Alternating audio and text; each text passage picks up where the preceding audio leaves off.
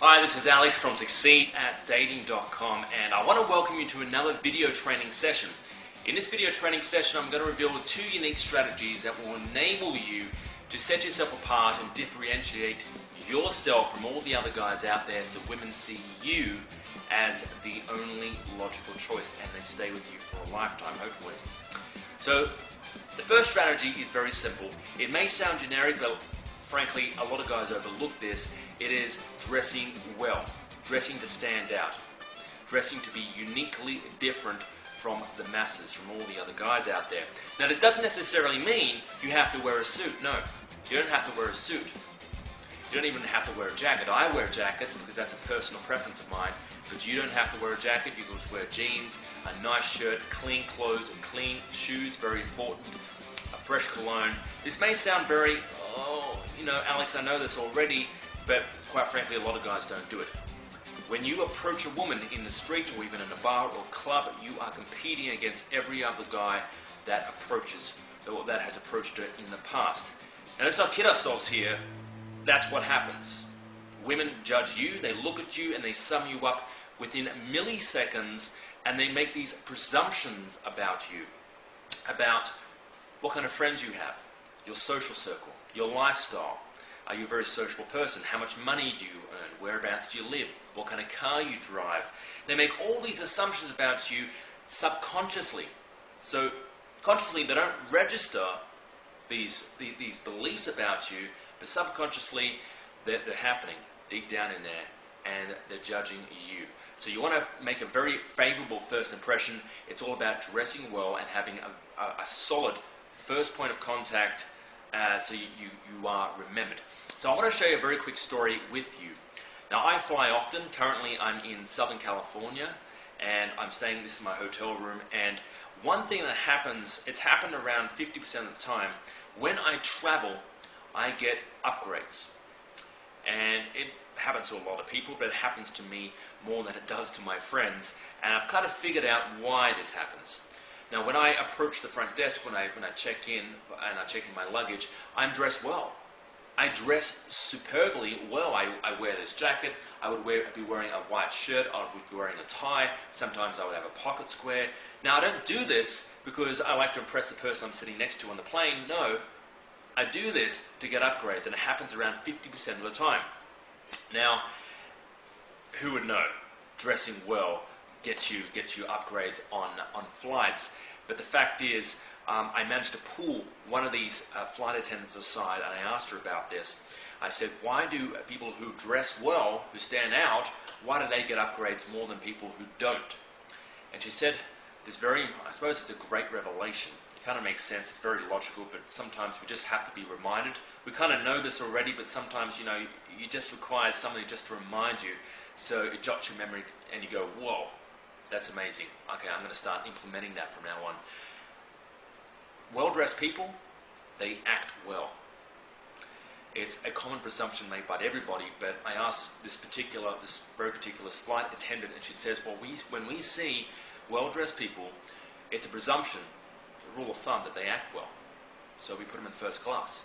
Now, I pay coach, but 50% of the time I get upgraded to first class. Why? Because I dress well. I'm perceived to act well. They also make these assumptions about me that I would earn more money, that I would have powerful friends, I would have sociable friends, that I have a great lifestyle, that I'm more intelligent. All these different things, all these presumptions, who would know that when I board a plane that these presumptions are being made about me, but just by the way I look, just by the way I clothe myself. With that in mind, would it be too far-fetched to assume that assumptions like these are made elsewhere?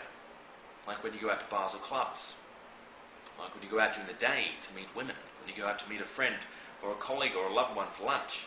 Who would think that these assumptions, would it be logical to think that people are making these assumptions about you? Of course they would. They'll be looking you up and down, and these are subconscious assumptions. They look at you and they don't even know they're registering, but it's registering there. It's registering. So that's the first tip. Dress well, dress to stand out, and differentiate yourself from all the other guys there. That's the goal. Now, the second piece of advice I want to give you is have a plan. The first 3 minutes is all about you.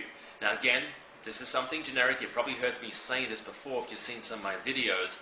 If you head over to succeed@dating.com, there's heaps of videos there for you. I always stress the first 3 minutes is about you. So the worst thing you could do is walk up to a girl and say, "Hi, how you going?" "Oh, I'm Alex. It's very nice to meet you. So, how's your night? How's things going?" Now, very rarely you can, under some circumstances, use that approach if it's very laid back, it's during the day, and it's very low key, very low energy. But if you're going out at bars or clubs, or even most street approaches during the day, you need to have a follow-up plan, because women aren't going to hang around there forever for you. So you need a follow-up plan. The first 3 minutes is about solid attraction. Now, I've been doing this for years now, so I have had so much material to say in the first 3 minutes. So I'm going to give you something uniquely you can say right now. If you've been watching my videos, or you've been seeing some of the pickup videos I do, and you're still a little hesitant about going up and approaching during the day, I want you to take this away from this video. I want you to walk up to the first girl you see during the day. So none of this, I might do the next approach, or I need a cup of coffee before I do my approaches, or I need to do some exercises, or some deep alpha inner game breathing. None of that crap, because that doesn't that doesn't work. I don't believe that stuff works. You need to approach the first girl you see. So no excuses at all. Approach her immediately. Even if you have nothing to say, approach her. It's much better to do the approach and fail than to not do the approach at all. So you walk up to her. Now, this is what I would say. "Hi there, how you going? This may sound a little strange, a little random, but I just noticed you and I had to come over and say, hi, how you going? I'm Alex." And again, I know this is strange, but it's very rare that you see a stunning girl like you walk down the street without, there's no guys hanging around you. What's going on? Usually you have like a 5-guy entourage. So what's the story? What's your name? Emily. Very nice to meet you, Emily. So what have you got going for you apart from your looks? Notice the smile. I'm being playful. This isn't, so what have you got going for you apart from your looks? I'm not being condescending. I'm not being arrogant. I'm being playful and I'm being funny. It's a cocky, funny banter line that I'm saying. What have you got going for you apart from your looks? And a smile. And this works amazing wonders, because you can practically take this, write that down. Take this when you go out tomorrow during the day.